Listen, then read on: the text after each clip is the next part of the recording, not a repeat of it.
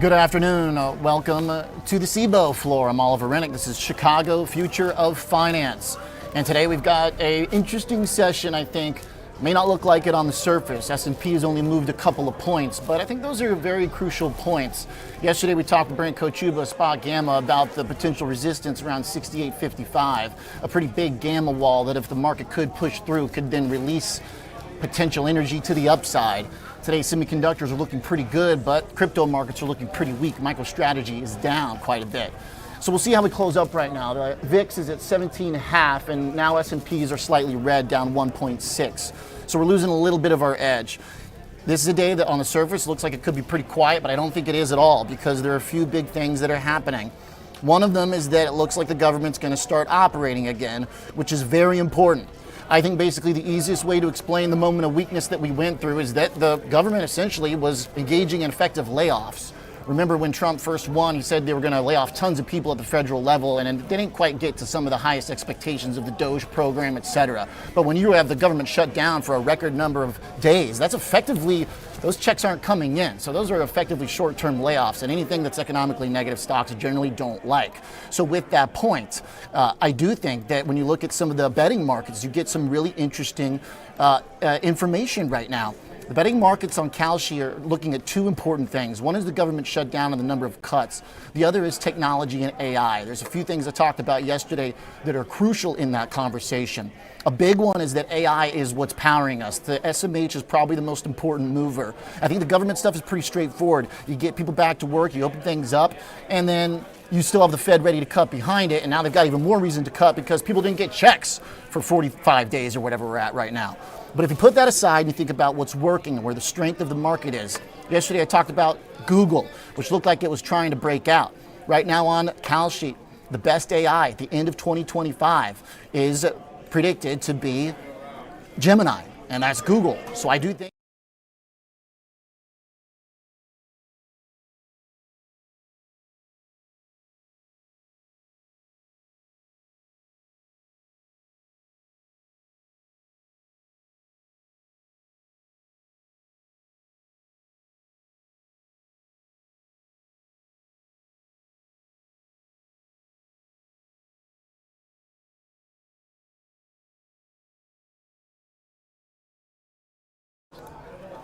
oh boy, there we go. Well, lessons learned. Gemini is the most important Google stock right now, ripping higher. The fact that you've got $286 in Google, slightly down on the day, but was trying to break out. That's the most important thing in terms of the SMH, which has been the leader. If you look at chips right now, rocking to the upside, another 80 basis point advance is just what the doctor ordered when you've got things like MicroStrategy that are getting hammered. So to come back to the two main points here. The first one is that the government looks like it's going to start operating again. That's really important because I think the best explanation for why we got hit was effective layoffs by the government by keeping the checks withheld and closed down for 45 days plus. Technically, if you want to look at what's happening on the charts, Brent Kochuba yesterday told us about the 68.55 level, which is absolutely key at this point to get through that and break past a pretty big wall of gamma that's basically sitting there. A lot of options happening at that strike. So if the S&P can get through there, it seems like potential energy that could be lifted. And so that is a very big deal. And I think that if we basically consider that as a potential resistance point to break through, then you've got a real rally on your hands. But we're having some trouble at that level today. Brant, what's up? Can you hear me, sir? Yeah, absolutely. How you doing, Oliver? Pretty good. It seemed like the levels we looked at yesterday, 68.55, gave us some trouble earlier today. At least stocks haven't gotten crushed, but they are hanging in, and they tried to, make a move here. Tell me what you think about the session. Yeah, this morning it looked quite strong. The futures hit the 6,900 level, so the ES 6,900 level. And once we opened, the market sold hard. We saw negative S&P deltas in quite large size actually today. And that was about $10 billion of notional value kind of dumped on the market. And so the fact that the S&P is holding up as well as it is today is a positive sign, I think. I was reading a note earlier from Charlie McGilligan, and he points out correctly that CoreWeave has just got absolutely hammered. Their earnings were a couple nights ago. Stock's down about 20% in 2 days. And the reason we bring that up is because you're talking about the AI story And that's just a shot across the bow in terms of the bullish implications there when a key stock like that loses so much ground and loses so much traction. So to your point, we're grinding around this level. We price in about 1.5 vol points for CPI tomorrow and then PPI after that. So there's a couple of economic data points that people are waiting on. Then we're going to go into the weekend again, and then obviously those key NVIDIA earnings next week. So when I look at the way that things are breaking down at the moment, people are, I think, just waiting on the trigger, waiting on kind of that next leg. The AI story remains to be a little bit shaky, and I don't think that picture is going to change until NVIDIA, the king, really speaks up. A couple things caught my eye this morning. Number one, we saw a big buyer or a big VIX trade, I should say. There's about 80,000 lot of VIX calls. I know it's something the Najarians brought up yesterday. So there is still a lot of activity there. This looked like a roll to me, a little bit longer dated. So we're seeing some of that hedging flow shift around and position around. But ultimately, I think people just need a data-driven catalyst for us to make this next move. Short-term implied vols in the S&P, if you look at pre-NVIDIA, you're talking only about 10% for 25 delta calls right now in the S&P, which seem pretty cheap. So even though we're having a hard time grabbing onto a real positive narrative at the moment, that vol seems cheap, and I continue to think that as long as we're above 6,800, that the market, the risk here is the right tail as much as anything else, particularly with the seasonals and some of the other stuff we've discussed in the last couple of days. It's worth just coming back to this again. It's kind of been our go-to chart, which is the term structure on your volatility dashboard on Spot Gamma, which shows that spike in implied vol, that big kind of brick of options that are being traded around NVIDIA earnings, which again, to me, is just, it makes it easy for us, I think, to figure out the narrative. Sometimes it's a mystery what the narrative is in markets. I don't think the narrative is a mystery right now. I think that you had such significant closure of the government that it was effectively a short-term layoff that could have turned into something worse. Who knows what it will, but it looks like it's going to be over. So now as you kind of remove that sort of short-term economic risk, the thing that's powering the market at its core is the earnings attached to all the AI stuff. So that's where, I don't think this becomes a great mystery. Google stock yesterday looks like it wants to break out to fresh all-time highs. The SMH had that great chart last month that ended up resolving higher. So it's just, to me, the volatility matches perfectly with the fundamentals. Yeah, and on the macro front too, the fact that the government was shut down, it puts it messes up the delivery of all the different economic data points, right? We're getting back data now, we're getting forward data. How much of that layoffs or any sort of related poor economic data was due to the temporary shutdown? So I think that the macro picture is admittedly confusing if you are kind of a short-term data-dependent analyst, right? It's not terribly clear. And so, we have to kind of wade through that and let that clear up, I think, over the next kind of 1 to 2 weeks before I think people can really draw longer-term conclusions as to just what the macro picture is. So, again, if NVIDIA is fine and that AI story is intact, and to your point, Google looks pretty good right now. AMD was doing pretty well, but you got to juxtapose that against some of these names that are maybe losing a little bit. So it's a little bit of a cloudy picture, but again, the thing that we always have to draw back to is this idea of volatility as a major driver of alpha. And so when you have these events coming up, if they're non-events, if they're binary events, and then we go into the Thanksgiving holiday, people want to be short those options. They want to sell vol, and that really does put a buoy under the market and adds a tailwind. Okay, I'm looking at your tape function, at seeing where the action is to that point. Huge gold. AMD, top options volume. Tesla huge right gold behind volume. it. Mm-hmm. Yeah, massive. I thought about that earlier because I know you like to watch that gold sector. Gold kind of went from very rich call skews about a month ago, resettled. We had gold up, vol up. That has reset now, and that seems to be rebasing and starting to pick back up. That is massive gold volume. A lot of big trades there you can see there on the right. A lot of this is sort of a typical rolling type behavior. All the way on the right you see largest trades, but that volume is very strong, and that sector is looking really, really good at the moment as those call vols are starting to percolate again. They're starting to boil a little bit, simmer, and gold prices are starting to act quite bullish. Gold, as we talked on the chart, I also think looks like it could just go right back up, just to kind of see how it dipped and then came back. Just pulling up the chart real quick for GLD. I mean, it looks like it's picking up momentum again. It was 100%. Overbought. This bottom panel here is the RSI. It was overbought for so long, September to October.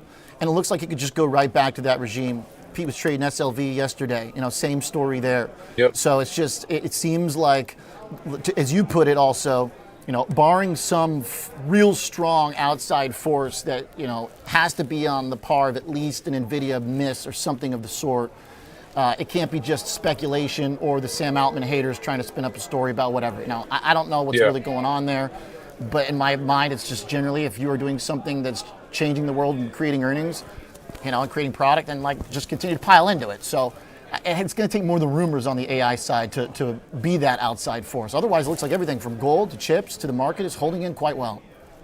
Yeah, and if you're going to get a stimmy check, maybe you just go to shove it in gold, and that's the safe place, right? Yeah, right. The thing I do watch, though, that's a little bit weaker is Bitcoin and Master and some of the crypto-related stuff, which is lower. Yeah. MSTR looks like Ugly. It's going to break lower again today. How has the trading from that perspective shown up in any of the way you look at either some of these specific stocks? Because for a while, Master was ranking quite high in terms of notional options and all that stuff. Yeah, nobody cares about crypto anymore. That's the headline. It just it was such a hot trade before. You're gonna get me in trouble, man. It was such a momentum trade before, and it's just died, right? Some of these other assets are more interesting, carrying more weight right now. There's more of a that momentum factor is just so big there. So you look there, you don't see IBIT or ETH. I don't. There's nothing in the top volume, right? So that is a reflexive sector of the market. Reflexive meaning that activity has to be there for more people to get interested to drive the activity, and it's just not, right? So people are looking everywhere but crypto at the moment, and for somebody like Michael Saylor, that's obviously a big problem, right? He's having a hard time, I think, selling the debt, and the vol of that asset has died a lot. So now he's had to go from selling bonds to preferreds and trying all sorts of other financial chicanery. So that sector is just kind of left for dead at the moment, and really not coming up on our radars at all. Wow, fascinating. Okay, so Brent, thinking about the price action perhaps, or some of the other volatility metrics, VIX looks very calm right now. Maybe take us through some of the key levels, as right now, we're kind of going back and forth for the last couple hours here, but we are on the red side of the tape right now, just by a small hair. Yeah, we're going to clear, again, CPI, PPI. You're going to lose 1 to 2 vol points, probably, is what the event vol looks like into tomorrow and Friday. And so, if that vol contracts and then we hit the weekend, that should buoy markets and keep us elevated. There's massive amount of open interest, just raw open interest up at the 7,000 strike. That is a giant strike, big round handle up there. And so I think that there are a lot of eyes on that strike, assuming that things are just calm over the next 1 to 2 weeks. And so that's what we're really watching. If we break 6,800 to the downside, that's still our risk off level. That's where vol could likely pick up. That's where gamma is likely to kind of push much more negatively. And so, we're right above that risk point. And if we lose that level, then I think that's the one where things will start to get quite spicy to the downside. But above 6,800 is just kind of business as usual, some churn as we wait for some new data. The SPX gamma model, looking at your overview here, looks like a lot, that notional at 69.10. So I guess that's kind of another way to think about, if we kind of just broaden out past 10 or 15 points or so, then maybe that's another kind of break free area, or what does this part mean, Brent? Yeah, I think at that 6,900 level, the implication is that there's a fair amount of positive gamma in that area. That infers that the market's well supported in there. So if you think about the idea of gamma as a blanket that kind of wraps everybody up, right? That starts to build up into that 6,900 to 7,000 area. That's where realized vol should start to really come down. Then those Vanna flows that are just that tailwind for the market start to pick up, right? And so we're in that area to a light respect right now, as we're over 6,800. But the market, I think, rallies sort of solidifies as we get closer into 6,900. It's kind of one of those things, like if we get 6,900, it's hard to believe we don't get 7,000. Right, especially if it happens with leadership intact and looks familiar. Familiarity in this case would be what we've been talking about, which is chips leading, gold, silver, the usual players. Now, again, maybe there's a separate conversation about whether or not Bitcoin and crypto take part, not really showing up in the options front, but I do think this is a very stock market specific move here. Detaching from crypto, seeing the role of earnings and technology, all the stuff that I see on your platform, and yesterday what we were looking at on Wall Street Bets as well. We were cruising through Wall Street Bets looking for the top trades, and they're all very reasonable things. I mean, look, I don't know the way people speculate, may not be the most reasonable person to person, but it's Meta, Nebius, the one that did the deal with Meta. It's Alphabet, Google, it's Q's. So I do think that people are all kind of barking up the right tree here, and I don't think it's a great mystery to figure out which tree is growing the fastest. Yeah, and let's not forget, I think the behavior of this market is if we start to move, a lot of people are going to pile into that move, right? It's a market that is very chasey. And so, that does work better to the upside or more to the upside to what we've seen with the buying the dip out of the recent sell-offs in October. And so, I think you don't ever want to sort of underprice the desire of people to start to kind of chase, particularly chase stuff higher, especially the thematic things that have been so strong. I will say I do see coin up there, up and to the right, as having a decent amount of volume.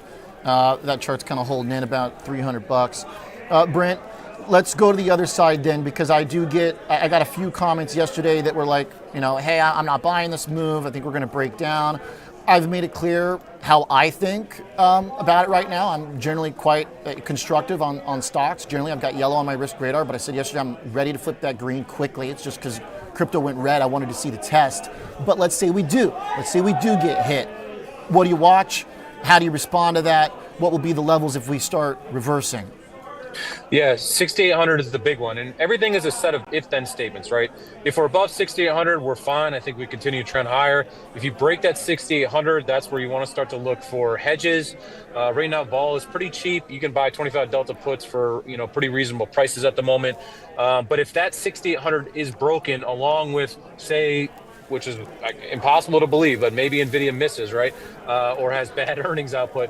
If you lose that AI story and we lose that 6,800 level, that's where you start to be like, okay, this is real. This downside is real. And you can see a real vol type spasm, a shakeout to the 6,500 level, I think, with not much effort, right? Meaning it could happen pretty quickly. So, you really want to be respectful of those risk-off moves because the volatility jumps have been pretty big and violent over the last month, and I think that will, remain a key factor here. So, under 6,800, we don't want to play around, and again, it's an if-then statement. I think that we're bullish too, and we'll glide higher. But if we break 6,800, I'm not going to, mess around and say, well, I'm hoping this thing will turn around. I'm going to start looking for those downside hedges, and I'm going to resort to playing downside moves under that level. Okay, fair enough. So you just want to see it kind of manifest itself. The other thing too, if we just kind of dilute it down to VIX for a moment, think about how volatility responded these last couple months. This most recent pullback, kind of the government shutdown, we'll call it pullback, whatever you want to describe it as, never saw volatility pop the way we did in October. When we had a real kind of static move for chips, one day of a big sell-off, some kind of tariff panic, kind of, but how does that kind of inform us, Brent, then of what volatility regime to expect? I think the big thing that has been, we've not had a persistent selling atmosphere from, call it real money sellers or just a persistent volatility bid, right? And so if you think about a situation where, the credit market starts to falter or the AI story is lost a little bit, and that starts to put a dampener on the prospects of what's going on forward, or if you have a credit market issue where there's just demand for equity puts, that could create a more sustained volatility bid, something like a 2002 type market. Whereas right now, anytime there's been a vol spike, people go and try to harvest that volatility premium as alpha, and so that's the mentality that people operate in this market.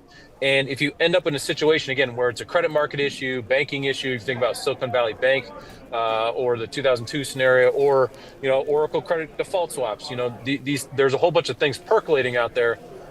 If those turn out to be real and we start to have known unknowns, in other words, risk factors that are material, then all of a sudden that ability to just reflexively sell vol to harvest any type of volatility premium, that goes away, and then you start to have stickier volatility levels, right, at higher vol levels. So that's really the dynamic that you want to be aware of. Right now, the behavior is buy the dip, sell the vol rip. And if that behavior is undone or removed due to some material risk, then then the complexion of the market really starts to change. Yeah, got to see evidence, right? Some empirical evidence. Otherwise, it's just that's what markets do. They stick with the trend. They go in the direction of least pushback, and right now that has been forward and upward. Brent, thank you very much. Appreciate it. Thanks, Always a Oliver. pleasure. Thanks, man. Good Take care. stuff. I'm going to follow up on the risk radar point here for a moment, just because I went through some of it yesterday, but let's do a quick little review here. The fact that you got yellow on stocks, I think, is showing up perfectly today. We're pretty much stuck. Now we're on the green side by about 2.5 points. But still, the idea here is you have a lot more pronounced weakness in crypto markets. Bitcoin is red on the risk radar for a reason. Look at again today. MicroStrategy down sizably. Master getting hit notably without even a move in the market. VIX just above 17, and MicroStrategy down 4.3%. BTC, by the way, is not awful either. Bitcoin's only down 1%. Once again, the long Bitcoin short micro trade seems to still be working. But the fact that you've got Master about to break down to fresh new lows is a pretty big violation of whatever you're hoping that company is able to accomplish. Let's look at the chart here real quick. This thing is just brutal. This is about the worst chart in the market right now. So maybe this is the market doing a self-cleaning, tidying up, chopping off some of the froth. That it certainly is what I've considered Master to be, the most levered version of crypto, i.e. the riskiest version of crypto. So I think today looks like a pretty healthy market. The fact that you can get stocks meandering while some of the frothier crypto-related stuff is getting crushed, that to me looks like a vote of confidence in the stuff that really powers the market, which is the semiconductors. By the way, that was the other big thing that I wanted to bring up. We talked about yesterday. My last point here is that the actual chart that I think was a sleeper right now, which is one of the best, is Alphabet. And the reason for why is because Alphabet's crushing it on the AI game right now. Look at Kalshi, best AI at the end of 2025. This is the chart I had up at the beginning of the show. Sorry, I was muted. Producer error. I'm the producer. This is now at 80% for Gemini. And just earlier in the spring, Google was considered behind. We talked about this yesterday because it matches up perfectly with the chart, where Google looks like it's about to break out. Flailing a little bit here today, but the fact that it's holding on right at all-time highs offers you a leader to put your hands around until you get to NVIDIA earnings. So overall, I think the situation looks pretty good. I don't know what there is to complain about unless we start to really break down to Brent's point. Maybe it's not green on the radar, but at least it's yellow for now, and I think that's shown up perfectly here today as the market goes back and forth. We're going to see how it closes up, obviously, but first we're going to have a really good conversation, a tech conversation, with a really interesting guy. Jack Lynch is joining us from Ridgeline. He's working with billionaire Dave Duffield of Cornell alma mater fame. Dave Duffield was a major software innovator and a big engineering campus building at Cornell is Duffield Hall. So I spent some brutal nights there. But they're working on AI to displace some of the labor associated with portfolio management. So that should be a really fun conversation. I'm looking forward to it. We're going to take a little break here. We'll be right back.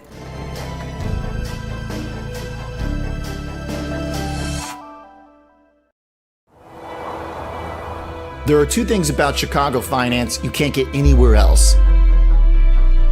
The first is kind of hard to miss. Everyone's trading options. Cboe is on a 5-year growth streak making billions, and its goddess of grain sits atop the final pit of open outcry. And that's what it's all about. The chance to fend for yourself. A fortress for the self-made trader, and the only still standing in America. The second thing you may not know, but it's worth trillions. Chicago is the only major city in America that's home to 2 of the top 10 registered investment advisors, according to Barron's. That means a steady river of passive money and fixed income pouring into the city. If you think you can beat the market, this is where you do it. If you've got value, price will discover you here in Chicago, the future of finance. Join me, Oliver Renick from Cboe, Tuesday, Wednesday, Thursday, into the closing bell, live from Chicago.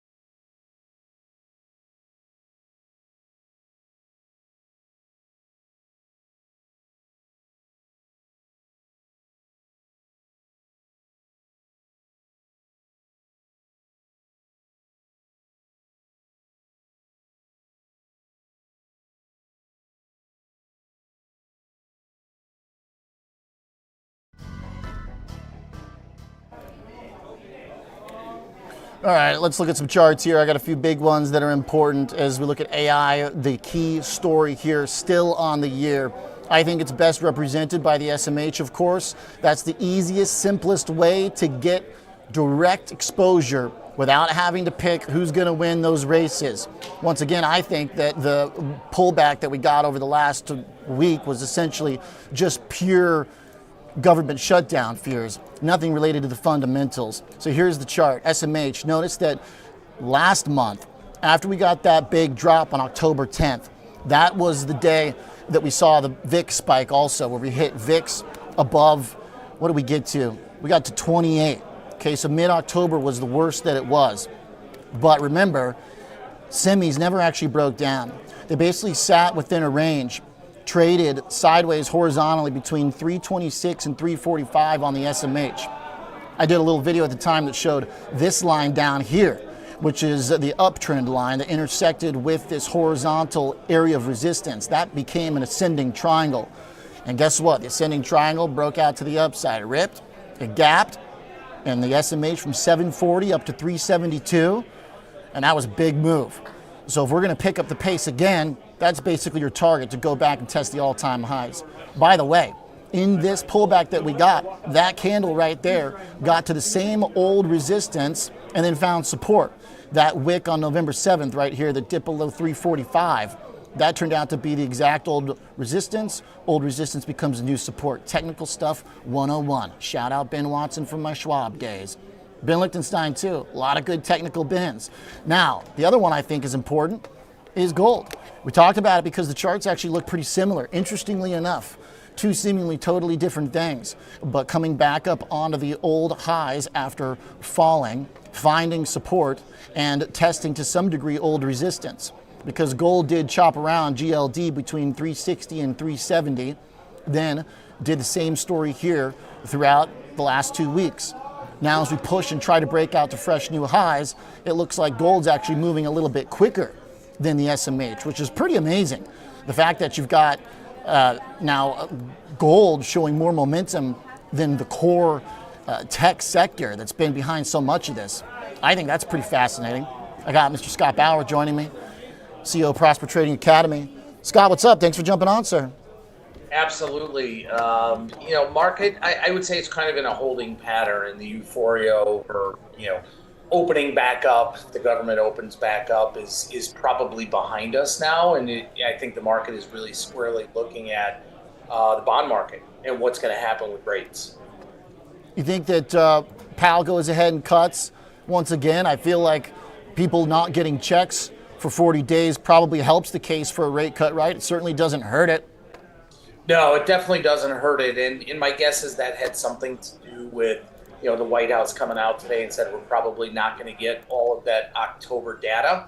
So it probably does have something to do with it. When we look at the probabilities now, the probabilities of a rate cut for December have gone from nearly 100% a couple weeks ago down to just about 60% right now. It certainly would make sense that they would cut, but on the other hand, we've talked about this in the past. Are they cutting for the wrong reasons, right? I mean, if we do wind up getting bad data, whether it's on the inflation front, whether it is on the labor market, whatever it is, and we hope for lower rates, are they going to cut, though, because things are already really bad? So I think we have to watch that. I do think they will cut, but what happens in 26 is probably extremely unclear at this point. And if they can't get inflation under control, that's going to be a big issue. I'm looking at the Kalshi right now. Fed decision in December, indeed, puts it at 80%, a 71% cut. I think to your point, we could kind of sleuth through it and maybe say, all right, we haven't had any data, so are we about to get some ugly data once this government reopens? Is that what the cuts are telling us? I think that's one interpretation of what you're saying, basically, which is, the old question, are we cutting for the wrong, right reasons? I kind of think we're still mostly cutting for the right ones, but if we get an onslaught of data that was supposed to come out that all sucks, then yeah, all right, I can see that bear case. No doubt about it. And, when it comes to this data, I was talking to someone about this morning. I think that the market is primed for this data whenever we get it to be really negative, to be really, really poor, really sobering. And if it's not quite as bad as that, Oliver, I think the market could rip higher on that, because I really think that expectation is almost like a worst case expectation. And again, the wild card in this is we don't know if or when we're going to get that data. So, we have to live with that uncertainty. But, from talking to the guys there in the S&P 500 pit, talking to some investment managers, everyone thinks, that, at least that I've spoken with, thinks that when we get that data, it's going to be pretty big. Okay. Look, I don't see. I would think that the bias is that way, right? It's just, it's hard. We had already kind of been decelerating already. It's part of the reason why I think it's okay to cut, because the inflation situation also decelerated. Yep. But those two things generally come in hand in hand. That we went through a long period of missing economic data to the downside, and just kind of a slow softening of it. Nothing that was like super concerning cracks or earthquakes, but I get that point for sure. Scott, thinking about the chart for the S&P though, I mean, if I let the technicals do the talking, it kind of looks like we're headed right back to the old highs.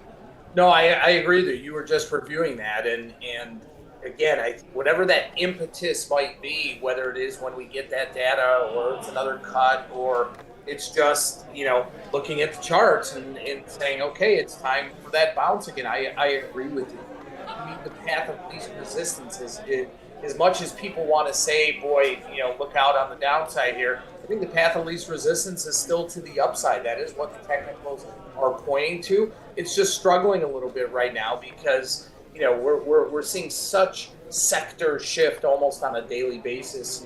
Tech is out of favor right now, and all the stocks that people couldn't get enough of just 2 weeks ago, is out of favor. That could shift in a nanosecond. That could shift by the end of this week, and that reversal there again, which maybe that it would be the catalyst to take us back higher to those new highs. Okay.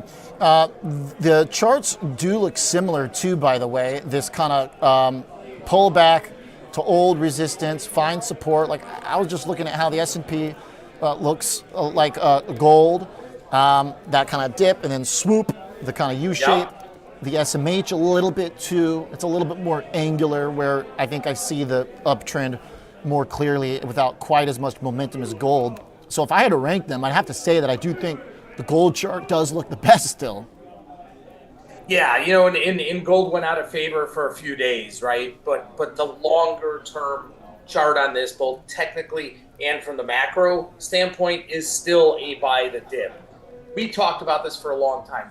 Buy the dip worked, and it worked, and it worked, and it worked. We talked about how at some point it was not going to work anymore. And many of us, me included, got stopped out on the big move, a week or two ago.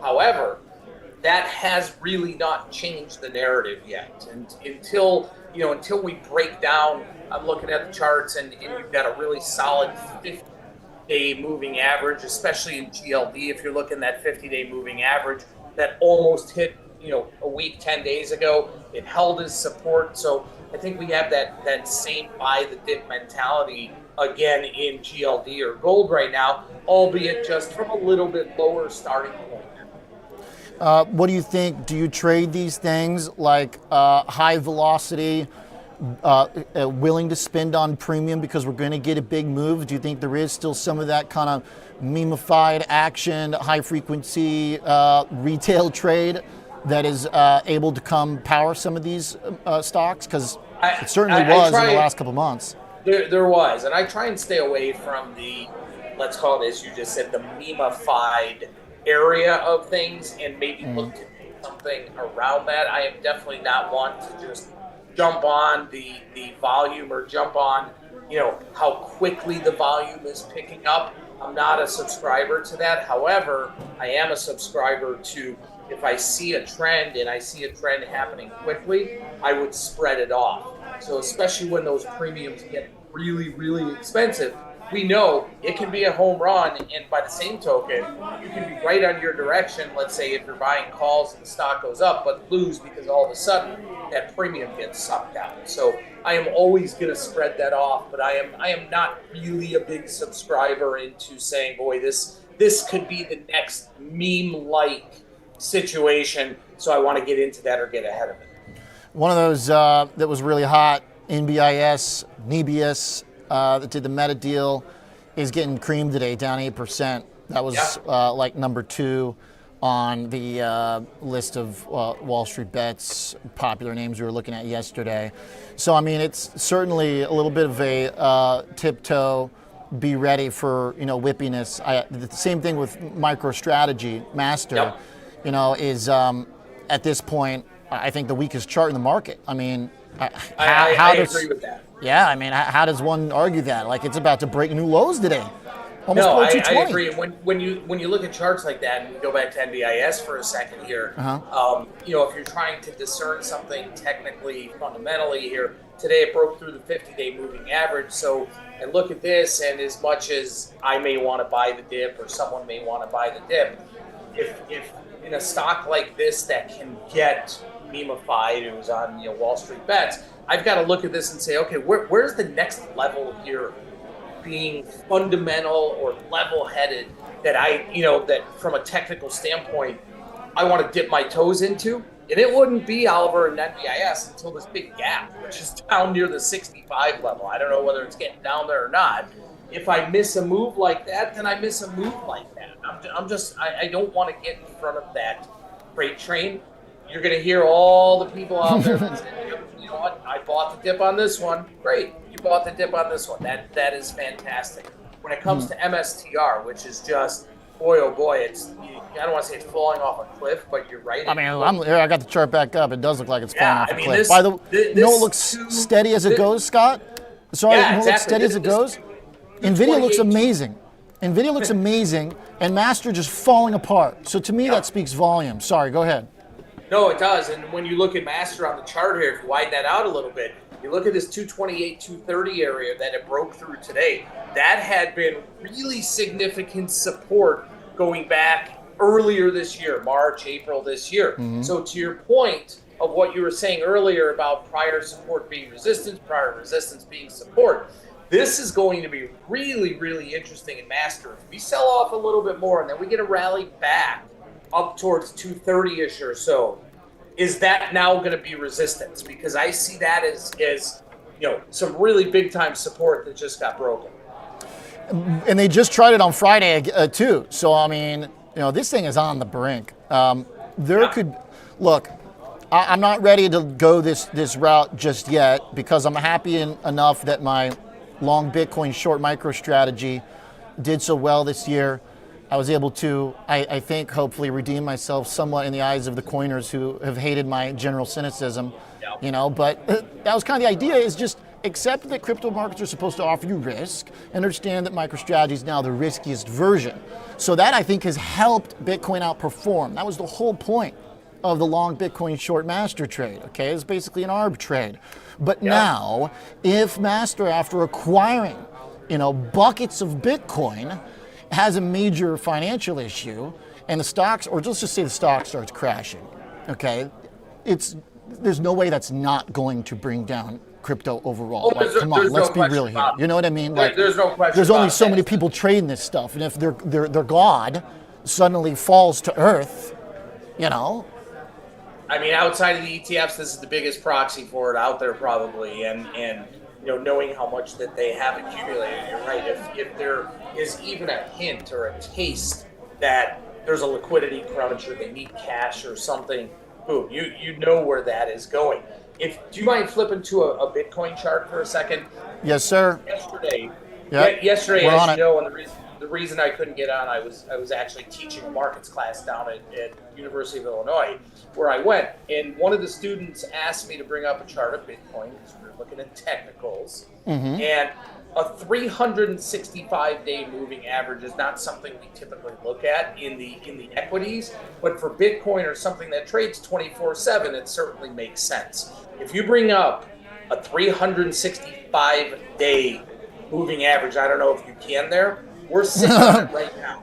365, okay, daily SMA.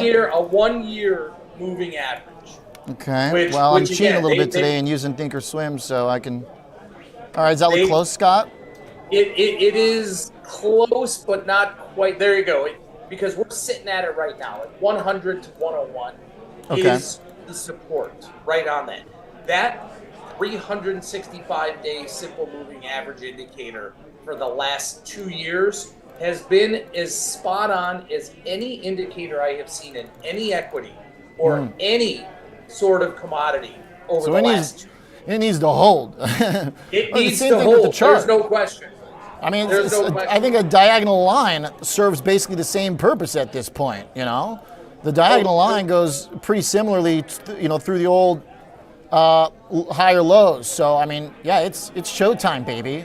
It is, and I thought maybe the bounce that we saw this morning, who knows what that was due from, but boy, this one is really really strong, and if this doesn't hold here, if that coincides with what we're seeing in MSTR, and I am not trying to be doom, I am absolutely not trying to get the Bitcoiners out there angry with me. I'm just pointing something out. Well, you're doing my show, so you got some room to go. They may be angry. No, I love the corners, and they love me. I think we're great frenemies. Because my analysis of it has tried to be just very technical in nature on the chart. So I've been long Bitcoin in moments when it was breaking out, but my overall underlying cynicism, of course, is why I lean bearish if something like MicroStrategy were to really break down. I've got the RSI on the bottom panel here, the lower highs worked again like a charm. The bearish divergence just should be keeping coiners awake at night. So we'll see what happens to Master if it can hold these levels. Thanks for the perspective as always, Scott Bauer. Appreciate you, man. Thanks, Oliver. Thanks, CEO, Prosper Trading Academy, Mr. Scott Bauer.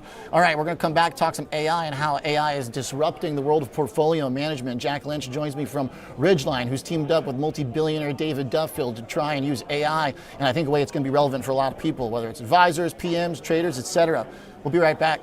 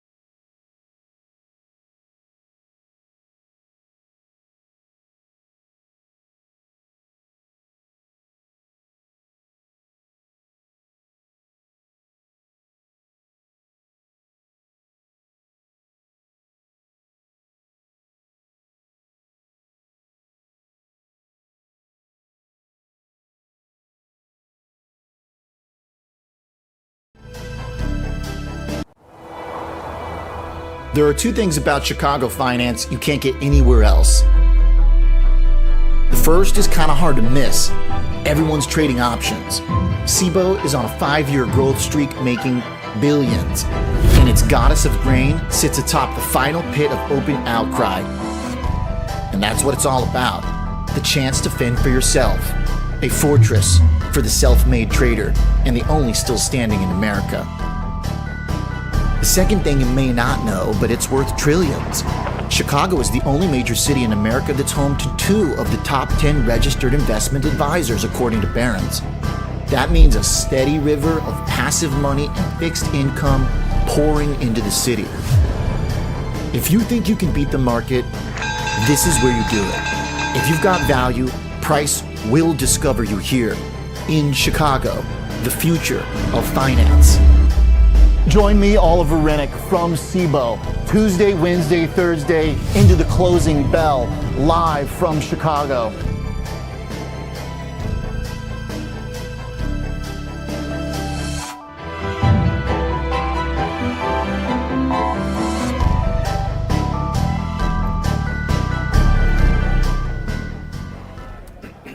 Welcome back to Chicago Future of Finance. I'm Oliver Renick. I'm joined by Jack Lynch of Ridgeline for a very fun conversation that's going to hit everything from AI, how that's being used for portfolio management. We're going to talk a little bit of Cornell alma mater, because you are working with David Duffield, multi-billionaire founder of PeopleSoft, which was part of Workday, and now Ridgeline, which is I think doing something that seems like important. Maybe not low-hanging fruit, but fruit to grab for AI. So it's great to have you here, Jack. Thanks for having me, Oliver, and so excited to be on your new Future of Finance show here at the Cboe and in Chicago. We're down in a very special spot because this is basically kind of the home of finding edge, doing something, finding a market for yourself. I'm kind of trying to do something like that for myself as well, doing the show.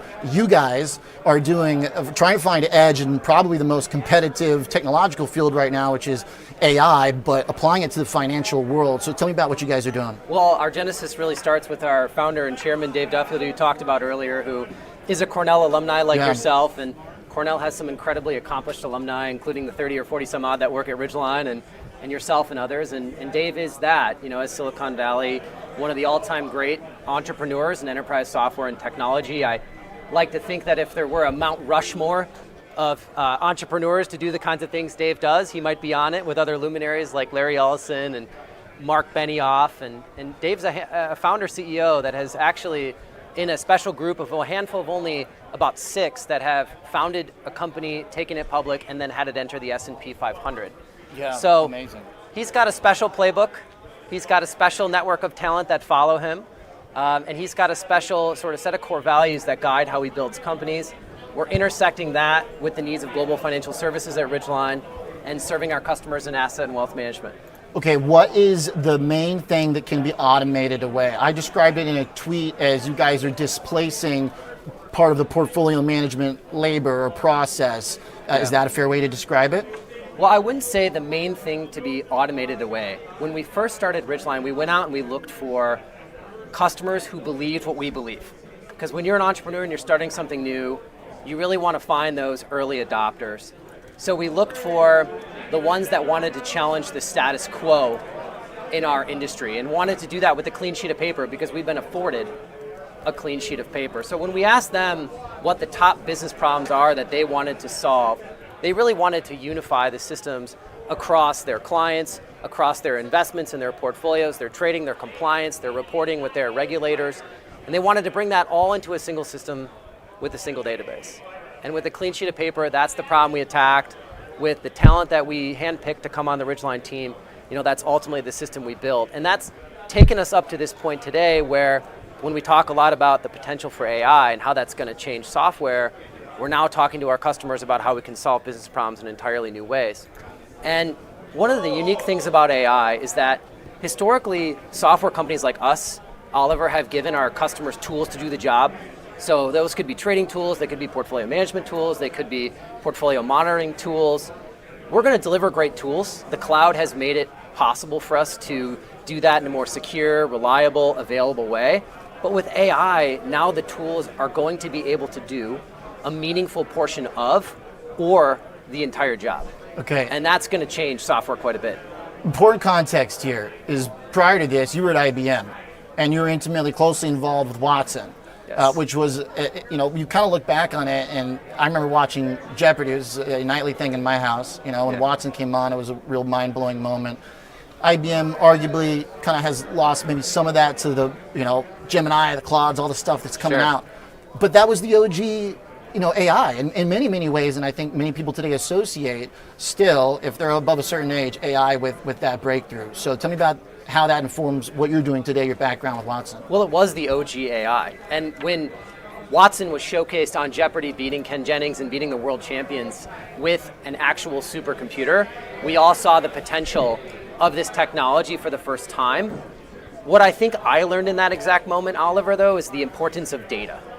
The it in AI really is the data set, and you need an incredible data set to generate rich and accurate output with these large language models, which is why when we started Ridgeline with a clean sheet, we really focused on that single data set, right? And right now, our customers, before going to Ridgeline, have got duplicates of the same data, duplicates of records about their clients, duplicates of records about their trades. Having that really rich, robust data set is by far the biggest lesson learned from my experience launching the IBM Watson product. And we've really solved that now. And now that we have the data, and now that we have the power of these large language models, like from state-of-the-art models from OpenAI and from Anthropic and from others, I think the potential is really quite incredible, which is what's leading to the market to be so exuberant.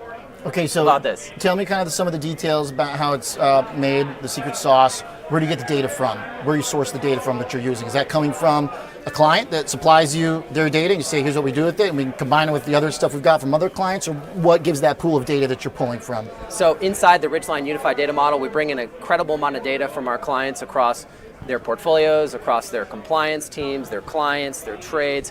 We bring all of that proprietary data into a single data set. We augment that with market data from leading providers like a FactSet or a Bloomberg or an ICE or an LSEG. We bring in referential data, corporate actions data.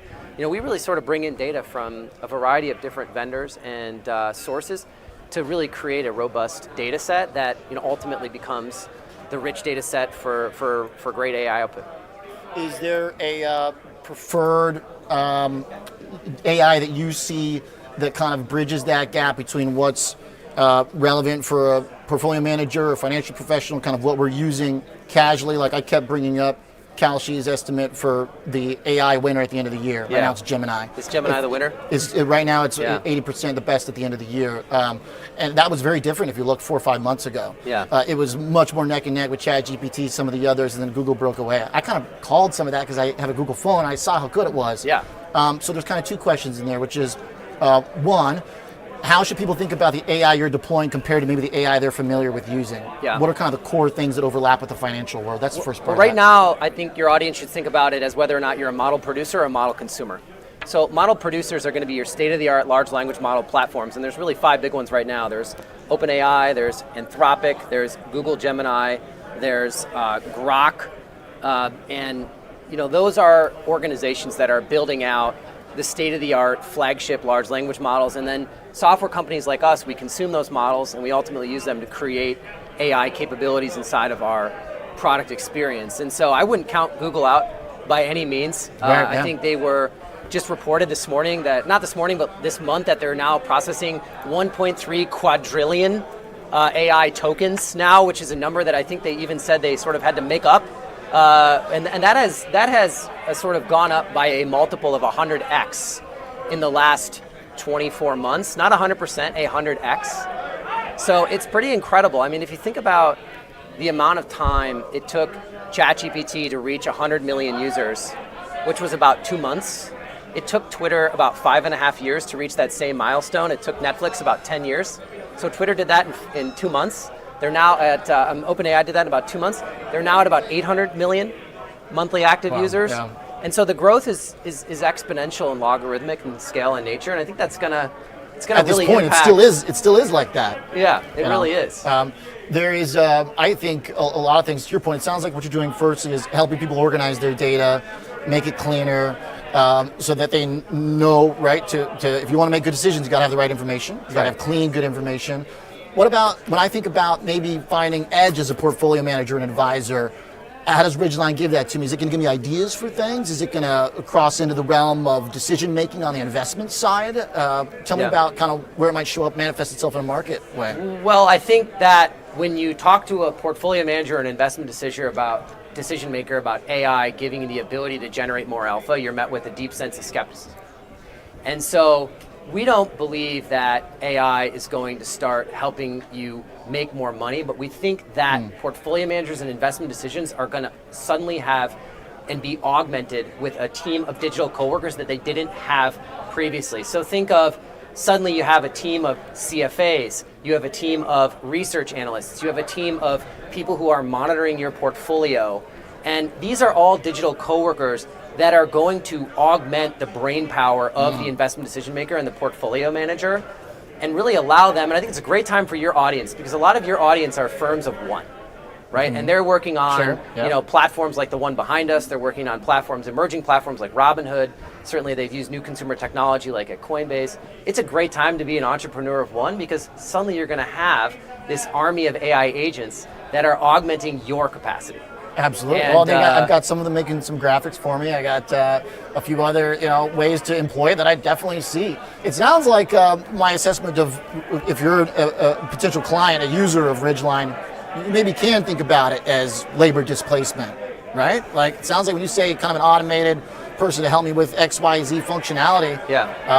For a business of one. Who's going to get displaced by that? Is it analysts? Are kids first year out of college going to have to figure out something else to do than run through a balance sheet? Every time we've seen a technical loss. Which, by the way, it's a terrible job. Well, I would say every time we've seen a technological revolution it. like this one, we've always reskilled. And right now there's an sort of incredible pendulum swing between the optimism and the exuberance for what this technology can do and the fear, uncertainty, and doubt associated with this technology. Just think about the last time you had a conversation about AI. You can go from one end of that spectrum in about 4 sentences. Sure. And so our message is choose the case for optimism. Time and time again, it is a much better bet to be optimistic. And to embrace technology. To embrace technology, whether it was steam engine or electrification or the modern computer or the internet. On the other side of all of these technological revolutions was ultimately exponential economic expansion. And so when it comes I think that's why the stock market is doing what it's doing. Like if you're a believer, this is the way it's supposed to work. And I'm kind of, giving the first year bankers a hard time, but like nobody really enjoys that job either. Especially if you have aspirations on constructing your own investment thesis, pushing the boundaries of what's possible in quantitative program or whatever it may be that you want to get to express your view in markets. It may be nice to not have to go through those first couple years of sort of analytical torture if you can ship it off to a calculator, basically. So as long as you don't outsource the thinking in such a way that you don't understand the domain and the concepts with which you're going to have a core competency in. Ultimately, I think you got to know how to huge where premium. a discounted cash flow comes from, even if you're not going to be doing it right. Like as a rudimentary example, AI can be an incredible way to augment your craft. It can be an incredible way to bring out the very best in you. So as long as you don't outsource independent thinking to the technology, and I think it's a pretty exciting time to. Close me on, if I'm an advisor, portfolio manager, one of your potential customers watching this, how will I know if I need Ridgeline as a tool? How will I know that, okay, I need this? What are the signs? Well, the signs are that you can't get a clear understanding of your business and you've spent an incredible amount of time trying to stitch all this together and use technology and data warehouses to bring it all together in one place, and you want to think differently and take a clean sheet of paper approach. And all of our customers are growing their businesses right now. In wealth and asset management, they're growing in private markets, they're expanding in alternatives, they're launching new strategies, they're launching new vehicles like ETFs. That growth, it creates complexity. It comes with that trade-off. And when you know you'll need Ridgeline is when you're ready to absorb that complexity with technology and for technology to be the ultimate leverage inside of your organization. Who are you finding jumped on it first? Is it portfolio managers skewed to a certain type of investment or shop size or anything, just real quick? Well, we're actually now at over 500 billion in assets cumulatively committed to Ridgeline. Okay. So a lot of people are jumping on with Ridgeline, and I think ultimately we're coming together to do it the Dave Duffield way, which is where you and I started the conversation, which is we've got a clean sheet of paper, we've got a long-term view, we've got a robust set of core values that guide us in how to build the company and the culture, and then we've got this technology paradigm shift. And when one of those things occurs, the world reorders itself, and a new disruptive entrant like us has the opportunity to serve the market in an entirely new way. All right, well, Dave Duffield's got a pretty good background. Love your background with IBM Watson to augment it, and a successful track record and a beautiful building at Cornell, where I spent a lot of painful hours. A lot of time. In Duffield Maybe Hall. playing some cards as well, though? Not been yet, thankfully, or maybe not. I may not have been here. Great to meet you, Jack. Thanks for coming on the show. Thank you, Oliver. Jack Lynch, Ridgeline. Great way to close us out here for the major themes of the day. By the way, a quick little peek at the S&P 500 before I say goodbye. We did end at 6850, below the key level, but we made it through. Appreciate you joining. I'll see you tomorrow, 2 p.m., 3 p.m. Chicago time.